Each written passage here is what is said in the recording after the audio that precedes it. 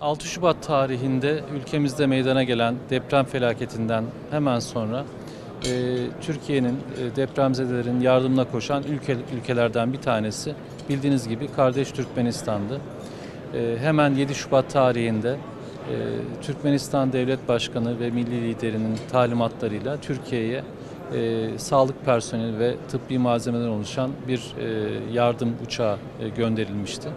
Hemen sonrasında da Türkmenistan milli lideri ve Halk Maslahatı Başkanı Sayın Gurbanguly Berdimuhamedov Büyükelçiliğimizi daha önce örneği görülmemiş bir şekilde ziyaret ederek hem Sayın Cumhurbaşkanımıza ve milletimize taziyelerini iletmiş ve Büyükelçiliğimizde açılan taziye defterini şahsen imzalamıştı.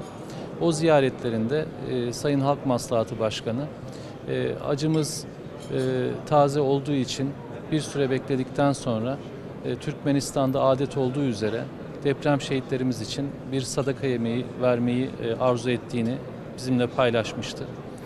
İşte bugün bu sadaka yemeğini Sayın Milli Lider, Halk Maslahatı Başkanı Gurbanguly Berdimuhamedov'un ev sahipliğinde Aşkabat'taki Hazreti Ömer Camii'nde hep beraber düzenliyoruz. Bugün burada Türkiye'den de gelen kalabalık bir heyetimiz var. Türkmenistan'ın çeşitli kurum ve kuruluşlarının üst düzey temsilcileri, yaşlı temsilcileri, muhtarlar, sendikalar ve vatandaşlardan oluşan kalabalık bir topluluk var.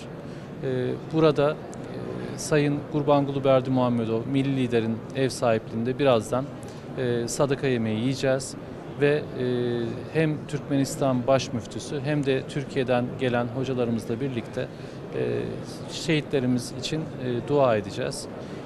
Bu tabii ki Türkmenistan'ın bu zor zamanlarımızda, bu üzüntülü dönemimizde bizimle gösterdiği bu dayanışma, bu kardeşlik bizler açısından bugünlerde hem güç hem de moral verici oldu. Bu jest elbette ki acılarımız tabii ki hala taze ama bir nebze olsun bizim yüreğimize su serpen bir jest oldu. O yüzden ben başta milli lider Sayın Gurbanguly Berdimuhamedov'a ve tüm Türkmen kardeşlerime bu dönemde bizlerle gösterdikleri bu dayanışma, bu kardeşlik için teşekkür etmek istiyorum. Şükranlarımı sunuyorum.